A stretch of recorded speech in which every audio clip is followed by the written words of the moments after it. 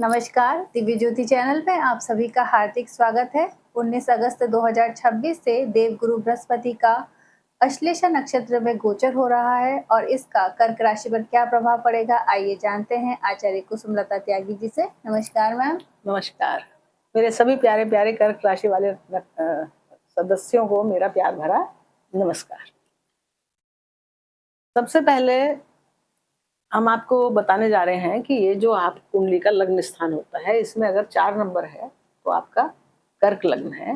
और कुंडली के किसी भी भाव में अगर आपका 4 नंबर पर चंद्रमा है तो आपकी कर्क राशि है। चाहे वो यहाँ भी हो चंद्रमा, चाहे कहीं भी हो, तो आपकी कर्क राशि है। बस केंद्र में चंद्रमा होने से क्या होता है कि आपका लग्न भी वही होता है और राशि भी वही होती है। फिर आपका कर्क लग्न होता है, कर्क ही राशि होती है, बस बाकी सब एक है।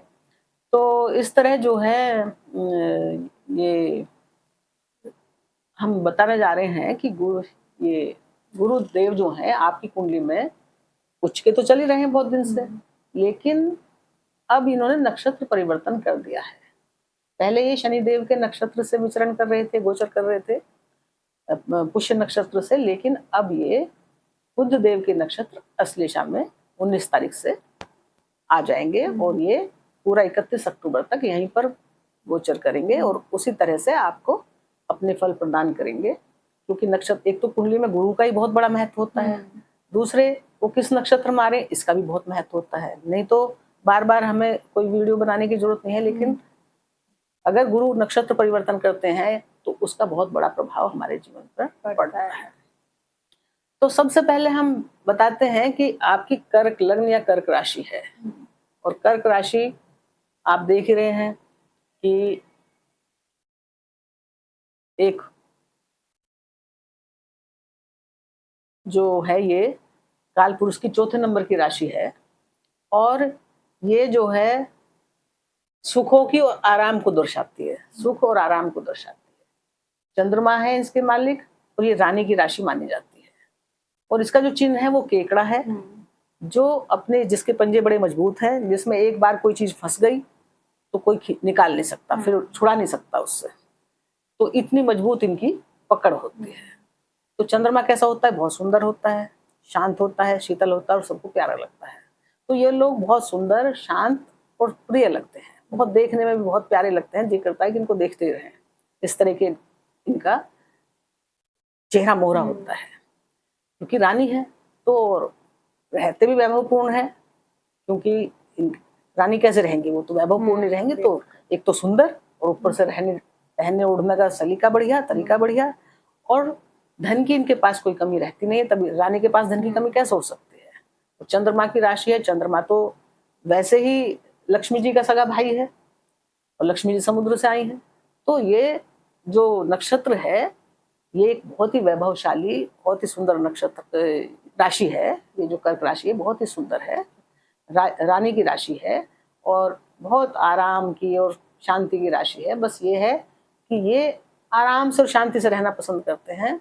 कोई इनकी शांति में अगर कोई दखल डालता है, परेशान करता है, तब इनको दिक्कत होती है। फिर ये अपने जो इनके मजबूत हाथ हैं उसमें जब जकड़ लेते हैं ये, तो फिर नहीं छोड़ते हैं। इसीलिए इनसे थोड़ा प्यार से ही बात की जाए। ये सबसे प्यार से बात करते हैं, ये खुद भी खुश रहते हैं, दूसरों को मधुरता देते हैं और मतलब सबको प्यारे लगते हैं, ये आकर्षक होते हैं।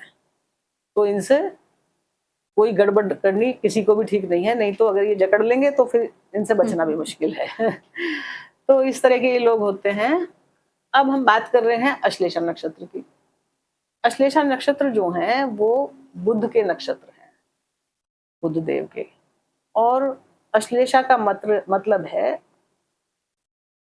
ये इसका जो चिन्ह है कुंडली मारे हुए सांप है। इसके जो देवता हैं वो शेषनाग जी हैं। शेषनाग जो है, जिनके ऊपर वही शेषनाग जी जिनके ऊपर विष्णु भगवान क्षीर सागर में आराम से सोते हैं। और वो अपने फन के द्वारा उनका नाग, जब तक वो सोते रहते हैं या जागते रहो, ऊपर से उनका छाया बना के रखते हैं ताकि उन भगवान को कोई परेशानी रहे। वो जागते रहते हैं, भगवान की सेवा में लगे रहते हैं। यानी कि इनका स्वभाव होता है, धार्मिक नक्षत्र होता है कि भगवान से ये बहुत जुड़े हुए होते हैं और भगवान की एक विशेष कृपा इनको प्राप्त होती है, देवताओं की कृपा इनके ऊपर होती है, चाहे वो शंकर भगवान है, चाहे विष्णु भगवान है, चाहे कृष्ण भगवान है। इन इन जो ये अश्लेषा नक्षत्र वाले लोग होते हैं, इनके ऊपर वाले की एक असीम कृपा होती है, एक दैवीय शक्ति इनके पास होती है। अब सांप कैसा होता है? कैंचली मारे हुए सांप है तो कैंचली मतलब कि उसका फन दिख रहा है आपको, एक्टिवेट की फन तो एक्टिवेट है, लेकिन निचला जो कैंचली मारी है उसमें आपको नहीं कुछ पता चल रहा है। लेकिन क्या होता है कि जितना अगर ये खुल जाते हैं तो जितना फन में वो है, आप इनकी प्रतिभा को उतना समझ नहीं पाते जितने ये प्रतिभावान होते हैं, क्योंकि ये दिखाते ही नहीं है, शो ही नहीं करते हैं, इनका स्वभाव ही गुप्त है। ये तो जो है मतलब रहस्यमय राशि है, नक्षत्र है। हाँ, तो ये जितने दिखते हैं, जैसे दिखते नहीं हैं उतने नहीं होते, ये उससे बहुत ज्यादा बड़े होते हैं, और जब समय सही आता है तब ये अपना असली रूप दिखाते हैं। और सांप का क्या होता है कि सांप जो है वो लिपटना उसका काम होता है, जैसे गुंडली मारना, लपेटे से खाए रखता है ना वो, यानी कि किसी को अपने प्रभाव में लेना। बुध का नक्षत्र है तो इतने बुद्धिमान होते हैं कि अपनी बातों से, अपनी चतुराई से दूसरे व्यक्ति को अपने प्रभाव में ये ले सकते हैं। और ये सांप का क्या है कि अगर इन्हें उचित अवसर मिलेगा तो ये खड़े भी हो जाएंगे। तो ये आपकी ग्रोथ को भी, आपके बिजनेस में, आपके कार्य व्यापार में ये ग्रोथ के भी का भी कारक है। मतलब ग्रोथ अश्लेषा नक्षत्र वाले में आने पे ये मिलेगी आपको। और तीसरे, ये क्योंकि रहस्यमय है, गुप्त है, तो बहुत सारी बातें इनके अंदर रहस्यमय होती हैं जिन्हें कोई नहीं जान सकता, जिन्हें कोई नहीं समझ सकता। इस समय ऐसे बहुत सारे लोगों के गुप्त रहस्य सामने आते हैं अश्लेषा नक्षत्र में, क्योंकि गुप्त रहस्यों का नक्षत्र है कि जो पहले से किसी को नहीं पता थे। बहुत लोगों के, राजनीति क्षेत्र में बहुत लोगों के इन 74 दिन में बड़े बड़े रहस्य, बड़े बड़े राज पर्दाफाश होंगे। और इस तरह से जो है ये नक्षत्र, और फिर ये एक ऐसा नक्षत्र है पूर्व जन्मों के कर्मों से जुड़ा हुआ है कि आपको जब आप काम करेंगे इन 74 दिनों में तो आपको लगेगा कि ये काम मुझे पहले से आता था, जबकि आपने वो काम इस समय करा नहीं था, लेकिन एक अलग सी कोई नई चीज आपको पिछले जन्मों से जुड़ी हुई आपको पता चलेगी। आप कुछ ऐसा काम करेंगे जो आपके लिए तो नया है पर आपको लगेगा कि वो नया नहीं है। तो और जिस तरह से सांप क्या है कि केंचुली बदलता रहता है बार बार, तो ये आपके केंचुली बदलने का मतलब फिर से नए काम का स्टार्ट। लेकिन फिर से नए काम का स्टार्ट ये तभी करवाते हैं जब पहला काम कंप्लीट कर देते हैं, क्योंकि अश्लेषा नक्षत्र गंडमूल का नक्षत्र है और कर्क राशि में ही ये शुरू होता है, कर्क राशि में ही समाप्त हो जाता है। यानी कि काम को कंप्लीट करना, कंप्लीशन का ये नक्षत्र है। तो अब आपके जितने भी रुके हुए कार्य हैं उनको ये नक्षत्र, बुधदेव का नक्षत्र, पूरा करवाएंगे। और इतना ही नहीं कि काम पूरा करवाएंगे, बल्कि पूरा होने के तुरंत बाद नया कार्य भी शुरू करवाएंगे। तो बहुत ग्रोथ देंगे। जैसे सांप खड़ा हो जाता है ना सही समय पे, तो ऐसे ही आप अपने सही समय पे अपने कार्य को बहुत ग्रोथ देंगे। इस समय आपका ज्ञान और आपकी बुद्धि बहुत बढ़ी चढ़ी होगी, जिससे का प्रभाव क्या पड़ेगा कि भाई गुरु ज्ञान और विस्तार के कारक हैं, बड़े ग्रह हैं। गुरु का तो वैसे ही कुंडली पे बहुत प्रभाव होता है। अब उनको बुध का भी बहुत, बुद्धि, चतुराई, बुध क्या है? बुध व्यापार की चतुराई है, व्यापार किस ढंग से करना है। बुध व्यावहारिक राशि है, बुध बहुत विनम्रता की राशि है, बुध आमोद प्रमोद है, बुध जो है वाणी की चतुराई है, मीडिया है। और जितने भी, क्योंकि ये रहस्यमय ग्रह है और ये जो रहस्यमय राशि है, ये नक्षत्र है ये अश्लेषा, तो अब जितने भी रहस्यमय वाली जो विद्याएं हैं ना, जो रिसर्च है, रिसर्च का है ये, तो उसमें आपको बहुत सफलता इस समय, जो लोग इन जो रहस्यमय विद्याओं में आगे बढ़ रहे हैं, काम कर रहे हैं, गुप्त एजेंसियों में काम कर रहे हैं, उन सब में आपको बहुत ग्रोथ मिलेगी। ग्रोथ तो आपको सभी कार्यों में मिलेगी, चाहे आप किसी भी क्षेत्र से कार्य कर रहे हैं, चाहे कोई भी है। लेकिन अगर आप इनमें भी हैं, या केमिकल वगैरह के इंडस्ट्री है, या कुछ उसमें काम करते हैं, या दवाइयों से संबंधित कार्य करते हैं, तो सब में अब आपको बहुत सफलता प्राप्त होगी। बहुत सारे काम आप अपने ज्ञान और वाणी से करवा लेंगे। और दूसरा क्या है कि ये कुछ गुरु ज्ञान है और बुद्धि के नक्षत्र में ये है, बुध के नक्षत्र में, तो कुछ नया सीखने की आपकी इच्छा रहेगी। कुछ ऐसी चीजें जो आपको मतलब अब इस समय समझ में आएंगी, कोई रहस्यमय चीजों का ज्ञान आप प्राप्त करना चाहेंगे, या कुछ अपना ज्ञान बढ़ाना चाहेंगे किसी भी क्षेत्र में। पढ़ना लिखना आपको पसंद आएगा, क्योंकि बुध क्या है, पढ़ाई लिखाई है, हिसाब किताब है, कागज है, एजुकेशन है हमारी, और मैनेजमेंट है, बैंकिंग है, तो बैंक से जुड़े हुए लोग हैं, ऑडिटर्स हैं, उन सब क्षेत्रों में आपको लाभ मिलेगा। वकील हैं, और ये टीचर हैं, प्रोफेसर हैं, जज हैं, या गुप्त एजेंसियों में जैसे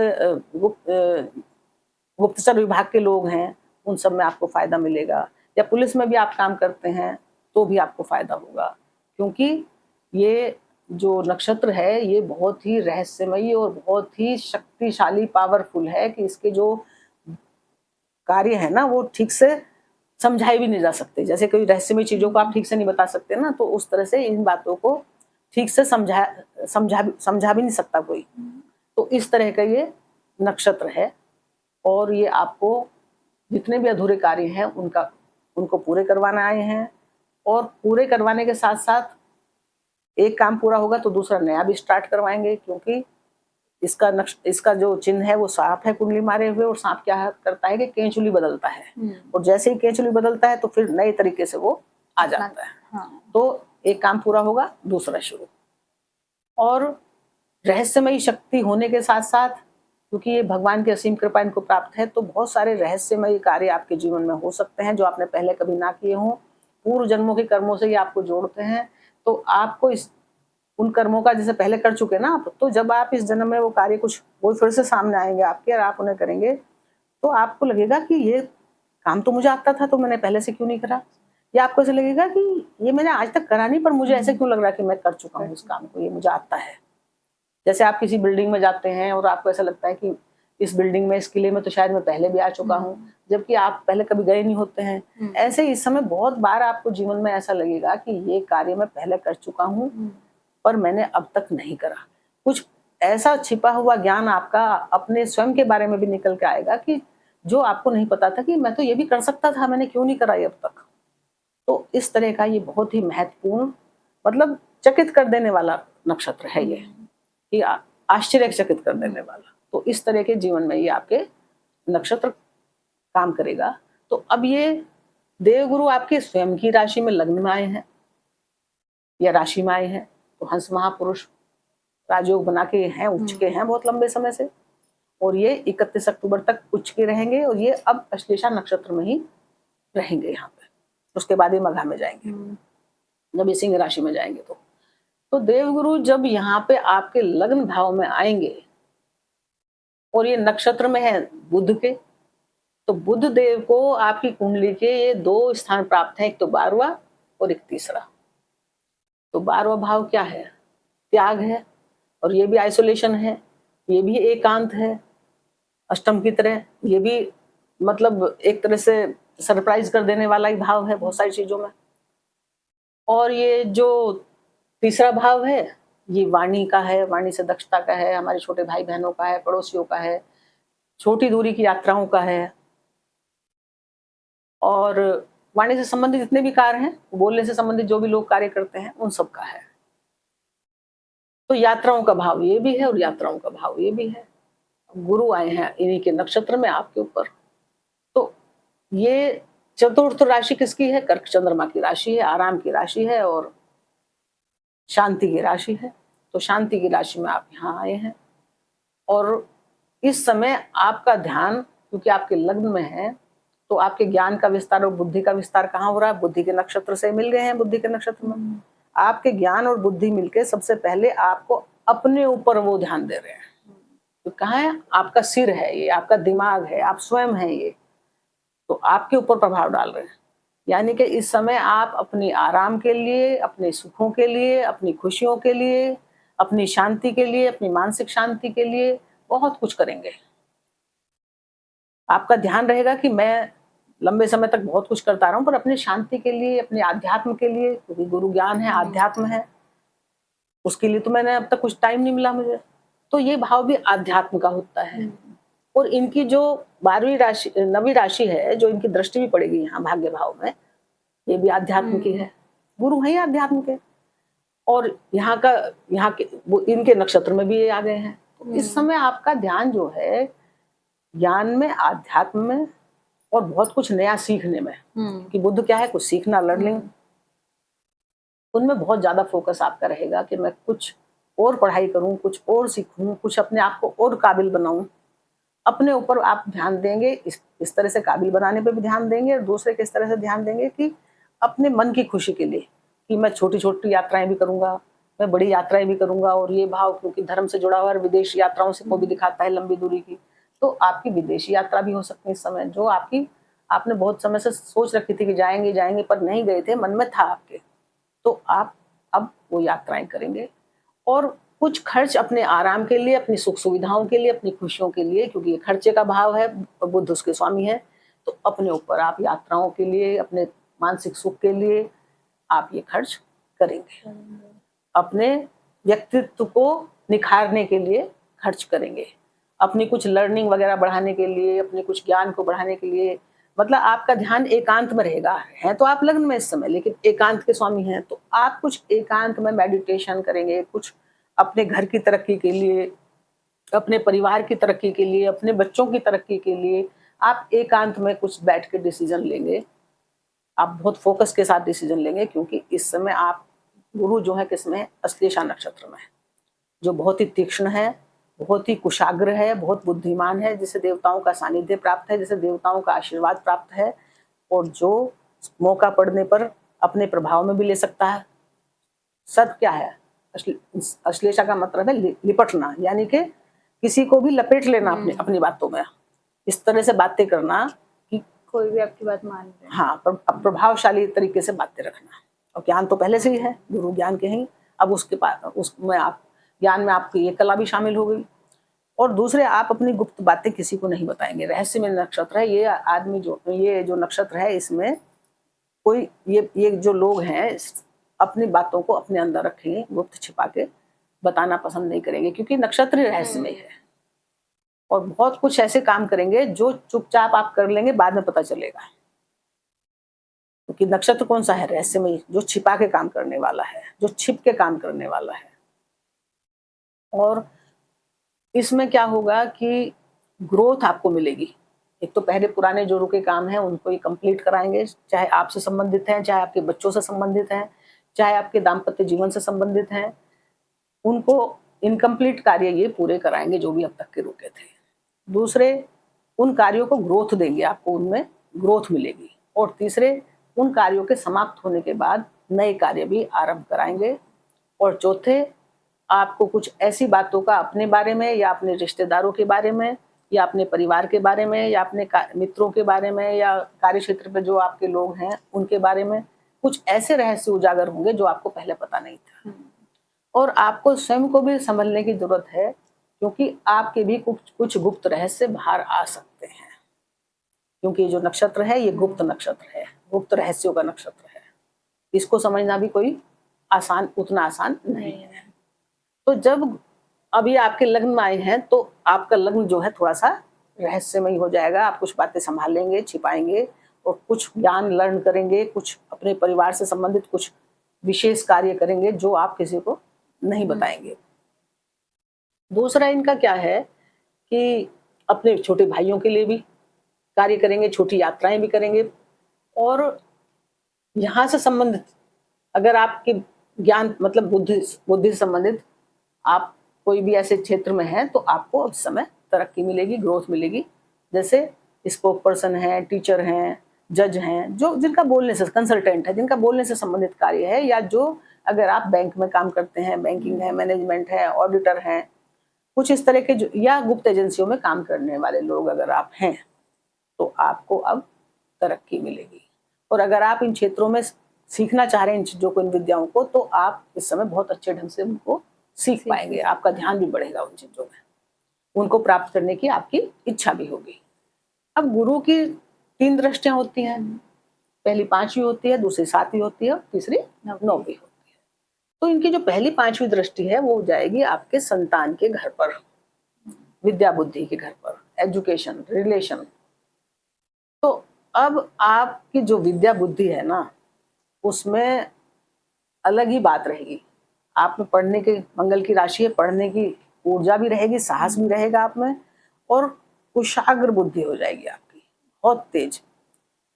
आपको समझने की पावर आपके अंदर ज्यादा आ जाएगी। ज्ञान तो था ही, अश्लेषा नक्षत्र वाली बुद्धि भी आप में आ गई, यानी कि आप इतने कुशाग्रता से और इतने तन्मय से और इतने गहराई से विषय को समझेंगे, क्योंकि गहराई का नक्षत्र है, बहुत गहराई से आपको समझेंगे, पढ़ेंगे कि आप उसको भूल नहीं पाएंगे और आप अपने विषय के में पारंगत होंगे और इस तरह से आप पढ़ाई लिखाई में, एजुकेशन में बहुत अच्छे से सफलता प्राप्त करेंगे। रही संतान की बात, तो संतान आपकी गुरु के ज्ञान और बुद्ध देव के नक्षत्र में होने से, बुद्धि प्रखर होने से आपकी संतान भी बहुत बुद्धिमान होगी और बहुत आगे बढ़ेगी पढ़ाई लिखाई के क्षेत्र में।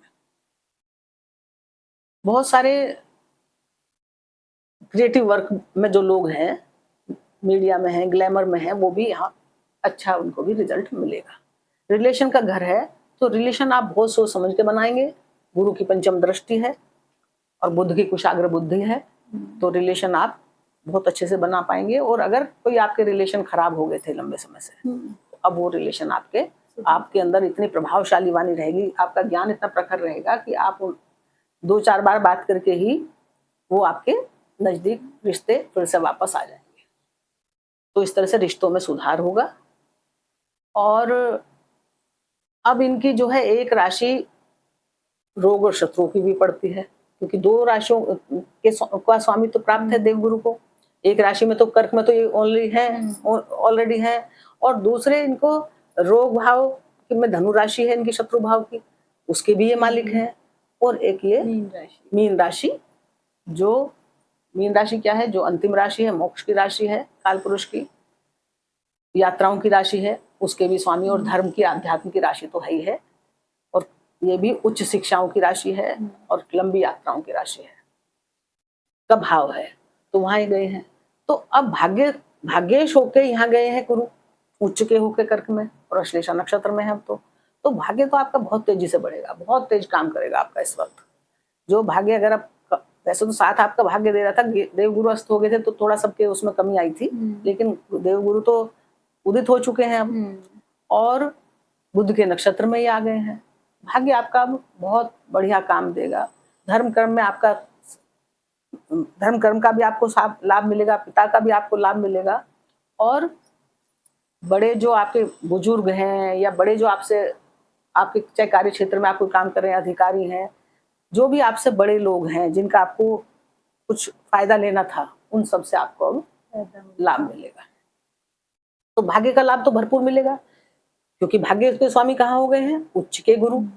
लेकिन साथ में अब रोग शत्रुओं के स्वामी भी उच्च के हो गए हैं, गुरु इनके भी मालिक हैं। तो इस समय आपको अपने स्वास्थ्य का ध्यान तो जरूर रखना पड़ेगा, क्योंकि रोग शत्रुओं के भी उच्च के हो गए हैं। इस समय वो बढ़ सकते हैं, लेकिन घबराने की जरूरत नहीं है, उनका इलाज मिल जाएगा, पर इलाज करवाना पड़ेगा, अपनी सेहत पे ध्यान आपको देना पड़ेगा इस वक्त, क्योंकि वो भी उच्च के हो गए हैं। रहा ये कंपटीशन वगैरह का, तो देवगुरु की राशि है, तो उसमें तो आप सफल रहेंगे। कोई नई जॉब वगैरह आपको लेनी है तो वो भी इस समय आपको मिल जाएगी, क्योंकि सर्प का तो काम है कैंचुली बदलना, और कैंचुली बदल के अपना पहला काम कंप्लीट करवाना। और कैंचुली बदलना मतलब नए काम को की फिर से शुरुआत, नई तरीके से वो फिर काम करने के लिए तैयार हो। तो इस तरह से आपको नई जॉब वगैरह मिल सकती है, कोर्ट कचहरी में आपको फायदा मिल सकता है, बढ़ेगा तो सही। लेकिन बुध का नक्षत्र है, तो क्या है, आपके पास कुछ ऐसे कागज हाथ आ सकते हैं, कुछ ऐसी गुप्त सूचना आपको मिल सकती है, किसी से कोई ऐसी गुप्त बात पता चल सकती है।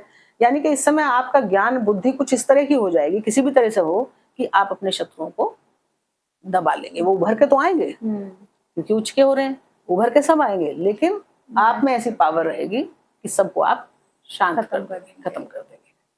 अब इनकी 7वीं दृष्टि कहाँ जाएगी, सप्तम भाव पे।